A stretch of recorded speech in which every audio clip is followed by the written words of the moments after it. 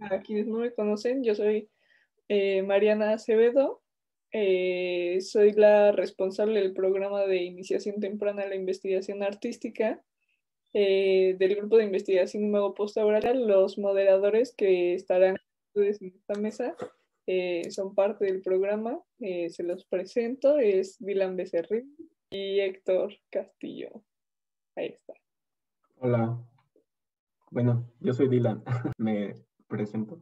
Soy estudiante de Artes Visuales de quinto semestre de la Facultad de Artes y Diseño de la UNAM. Y bueno, actualmente participo en el programa de investigación, de iniciación temprana de investigación.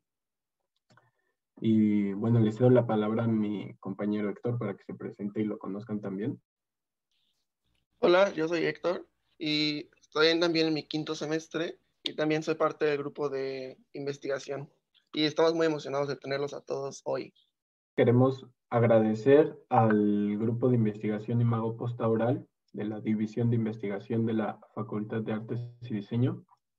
Recordamos que estas actividades del programa se realizan dentro del marco del proyecto PAPIT 405-519, Laboratorio de Experimentación Remedial en las Artes Visuales.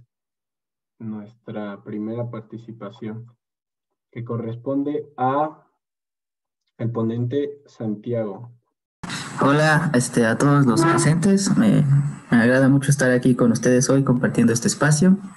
Quisiera hablarles de cuando se habla y se estudia acerca de la producción artística en la disciplina de la pintura, ¿no? Bueno, en estas condiciones adversas en las que hemos estado, poco se podría decir aquí sobre lo que significó el 2020 para muchos de nosotros. Pues, en fin, es un año bastante caótico y que nosotros solo pudimos observar de lejos, ¿no? Y era triste que nosotros como estudiantes lo pudiéramos observar solo como espectadores, ¿no? Yo creo que nosotros en especial como estudiantes de arte tenemos muy claro que nuestra disciplina es nuestra mejor trinchera, ¿no? Pues lo que les presento aquí es un aspecto que no tomamos muy en cuenta cuando se trabaja la labor pictórica, es el espacio, ¿no? Y la verdad creo que esto es un error porque al nosotros poder ver el espacio de trabajo de esta persona, de alguna u otra manera entendemos cómo funciona o cómo se organiza todo dentro de su mente, dentro de su cabeza, ¿no? Creo que es muy importante tener en cuenta al espacio, no solo al espacio que se representa en el soporte, en la superficie, sino al espacio en el que uno se desenvuelve, ¿no? Uno como productor visual se desenvuelve. Extrapolando esta visión de la arquitectura a suelo nacional, pues vemos que las casas estudio taller de Diego Rivera y Frida Kahlo, esta casa fue realizada por Juan O'Gorman siguiendo todos los principios de Le Corbusier. Juan O'Gorman, el querido arquitecto mexicano, reproduce los principios del funcionalismo. El funcionalismo es esta corriente arquitectónica. También trabaja este concepto de la quinta fachada, ¿no? Entender la cubierta superior de un edificio como una fachada también. La parte más sólida, más interesante de la obra de Frida Kahlo se realizó en esta casa estudio en San Ángel. Puede decirse que fue el espacio en donde se consolidó la obra de una de las artistas latinoamericanas más reconocidas a nivel mundial. Y es por eso que les muestro esas imágenes, porque quiero resaltar el énfasis, ¿no? La importancia del espacio como un elemento importante dentro de la disciplina. Y bueno, ya por último, les presento una representación de lo que fue el estudio de este pintor, una personalidad muy sui generis, ¿no? Es difícil encasillarlo junto con otros porque, bueno, es un estilo muy personal. Quisiera mostrarles esta pintura porque muestra cómo se organiza, ¿no? La cabeza de este artista, ¿no? Y esta es la idea que quiero expresar con estas imágenes, que la organización del espacio o la desorganización del espacio, como se quiera ver, es vital también dentro de la producción. El taller de pintura que me ha visto dar hasta ahora los primeros pasos en esta disciplina. Al principio, la idea de un taller práctico de pintura impartido a distancia no me sonaba algo que fuera a funcionar, al menos no para mí. En este momento, cuando al fin pude entregarme de lleno a resolver el problema pictórico que tengo enfrente. Por un espacio de 2 a 3 horas, la superficie que se encuentra frente a mí es la totalidad del mundo. Lo que me resulta más curioso de esta experiencia de pintar durante el confinamiento es darme cuenta que fue necesario salirme del taller para tener el empujón de confianza que me hacía falta. Solo una cosa me queda procurar, y es buscar la esperanza de volver a habitar el espacio, ese que está más allá de estos 46 metros cúbicos, a través de la energía que fluye de mis pinceles. Muchas gracias, Santi. Se me hace muy interesante cómo mencionas el espacio de trabajo del artista y esas implicaciones, ¿no? Que tiene ya no estar en el taller, en la FAD, y ya no poder accesar como a ese espacio, pero a la vez tener que crear nosotros un propio espacio. Me pareció muy, muy, muy pertinente todas tus reflexiones. Nos hace a todos poder sentirnos identificados contigo, con tu trabajo. De Hugo Alejandro Vega, qué buena exposición, Santiago. Aprendí mucho y se nota que tu formación en arquitectura nutrió tus investigaciones. De Cristina Barquero Mora, lo que me gustó más fue esa atención al presente, reconocimiento del pasado e inseguridad que proyecta al futuro. Nuevamente te agradecemos, Santi, te felicitamos. Va a ser ahora el turno de la siguiente ponencia y la expositora es Alejandra Barquero. Hola a todos. Bueno, y en esta cuarentena básicamente lo que hice fue como intentar hacer una reflexión sobre el espacio. Entonces, un poco de cómo funciona mi trabajo en el ámbito artístico. Básicamente lo que yo hago es tomar notas. Y para mí hay como una triada súper clara que siempre acabo como trabajando, que es como espacio, tiempo y como lo que llena el espacio, como el objeto o los seres. Entonces, justo acabé trabajando el espacio y entonces esos son los términos como que empecé a trabajar, como decir, estoy rodeada de cosas, estoy aquí atrapada. Muy importante, Costa Rica no tiene ejército, entonces no existe tal cosa como toque de queda o como ley marcial o como quédense en sus casas realmente, porque no se pueden como limitar las libertades de que uno salga a caminar, pero aún así se ha sentido como, pues no sé, una reclusión en el espacio. Bueno, a partir de eso empecé, sin pensarlo mucho, empecé a trabajar como con las cosas que tengo, como souvenirs o cositas que he conseguido por ahí, como a las que les tengo mucho aprecio. Y entonces empecé a hacer como una serie de, llamémosle, dibujos realistas, observaciones. Después de eso empecé como a pensar en recorrer mi espacio y empezar a ver como dónde están todas estas cosas, como que yo no le he puesto atención. Llegué como a pensar en qué momentos de la vida o recientes yo he estado en lugares donde siento que están tan vacíos o tan solos, y entonces hice como una lista de lugares como vacíos o solos. Esta fue la mayor revelación de cuarentena para mí. Es un guante de hule. Para mucha gente tal vez como que el objeto de la pandemia ha sido como la mascarilla o como el alcohol en gel o como el jabón, pero para mí fue el guante de hule, como que después de tanto lavarse las manos, después de tanto limpiar, después de tanto todo, pues siempre había tenido unos guantes de hule como para limpiar el baño y así, pero de repente tomó más importancia porque de tanto estar usando alcohol y yo soy muy alérgica y todo, pues el guante entonces ahora también servía para lavar los platos, también servía como para, no sé, como para mantener todas las superficies limpias. Que esto es como más relacionado como ya a lo clínico, al hospital, a la gente, a las personas, a la vulnerabilidad. Para ponerlos un poco en contexto, yo trabajo en una empresa médica, trabajo con cirujanos. Tuve la oportunidad de viajar a unas cirugías hace poco, justo antes de que empezara la pandemia.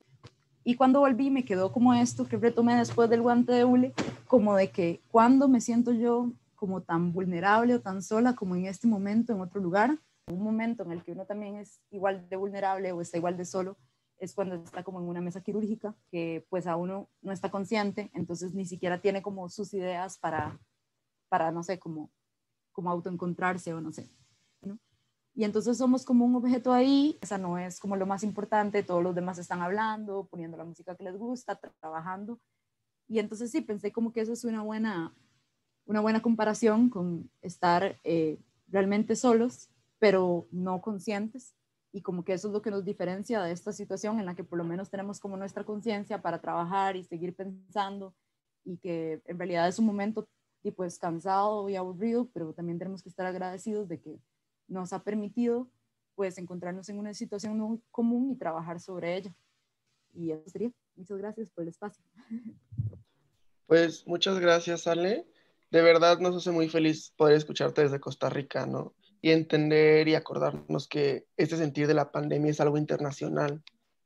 Bueno, a mí me gustaría decir que esto de los espacios vacíos, pues sí, creo que es una postal de todos los países de lo que fue la pandemia, ¿no? Ver lugares emblemáticos del mundo vacíos es un poco desolador y no sé, creo que nos deja a nosotros sentimientos encontrados, ¿no? Y conforme vi tus piezas, o sea, se van complejizando cada vez más. Esta última del tríptico se me hizo bien interesante. Muchas felicidades. Primero que nada, pues felicidades, es un gran trabajo. Estaba pensando como en este concepto de una relación de consumo que tenemos con el espacio. Y creo que una parte positiva de este confinamiento, de esta cuarentena, es que nos ha dado la oportunidad de dar introspección en nuestra propia vida. Muchas gracias, Ale. Muchas felicidades. Es turno de Cianya. Muchas gracias. Esta es una serie pictórica y se llama Especio. También gran parte de la inspiración para estos cuadros ha sido tomada de la música. Bueno, la palabra espejo viene del latín speculum, formada de especio, por eso le puse así, que significa mirar. Comienzo a hacer estas cosas como de empezar a construir mi espacio desde cero, ¿no? Y empiezo mirándome a mí misma para poder mirar mi entorno. Y pues justamente, ¿no? O sea, no todo fue malo, pero eso me llevó justamente como a apropiarte de tu espacio y pues fue como irlo construyendo, ¿no?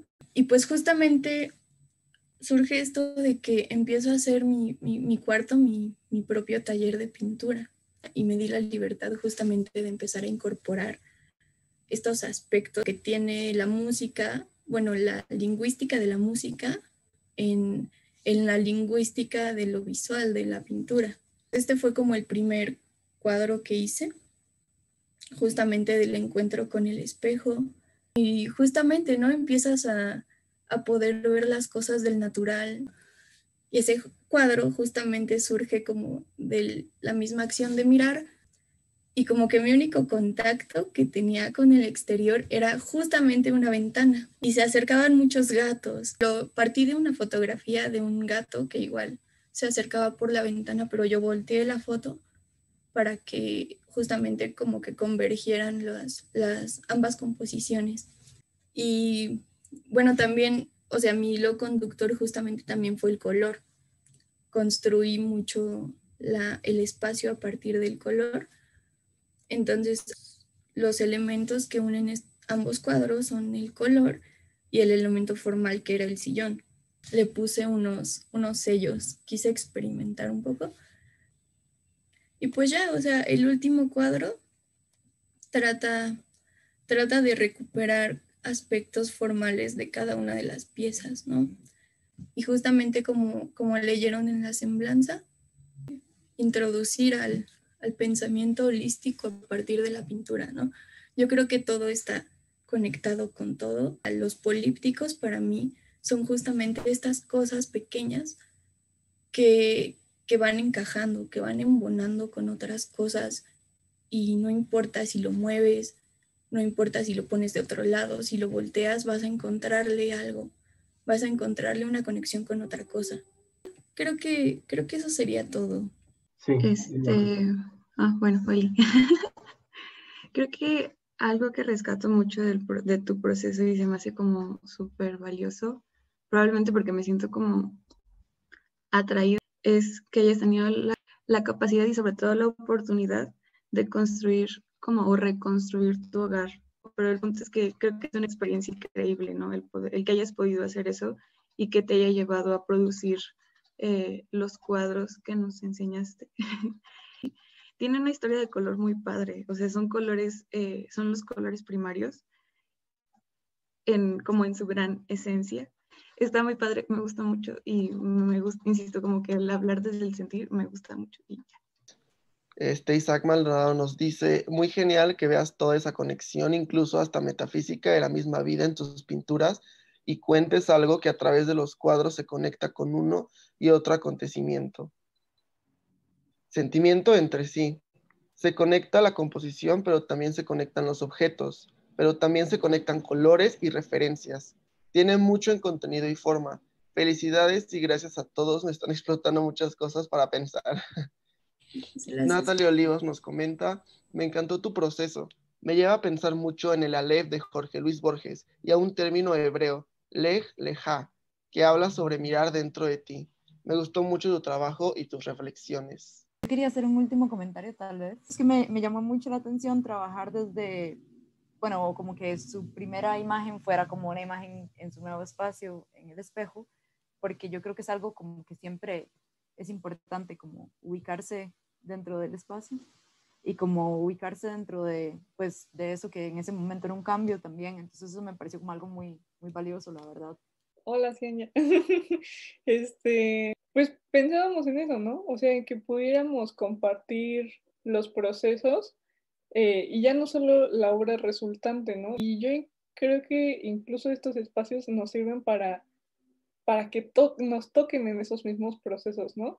Y muchas gracias como por compartirnos este proceso. Vamos a pasar ya para cerrar este primer bloque de la mesa de espacio con Rita Eugenia García López. Lo que yo les voy a presentar es un diario fotográfico y una especie de blog. El encierro como tal para mí no empezó en marzo como para todos en la pandemia. Para mí empezó en octubre del año 2019 por cuestiones familiares. Fue un proceso extraño.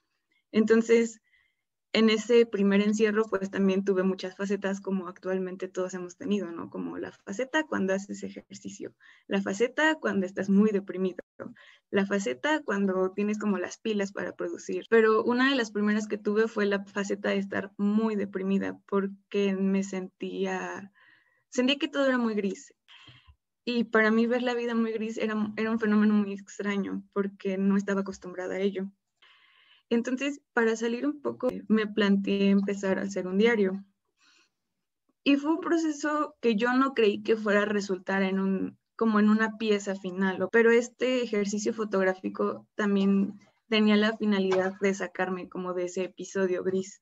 Entonces, la idea de hacer este diario fue tratar de ver como esas cositas chiquitas que a lo mejor existían en mi rutina en mi casa. Cuando hice la compilación, pues también me hizo contrastar lo que veía en las redes, o sea, el espacio que estaba ahí en las redes también.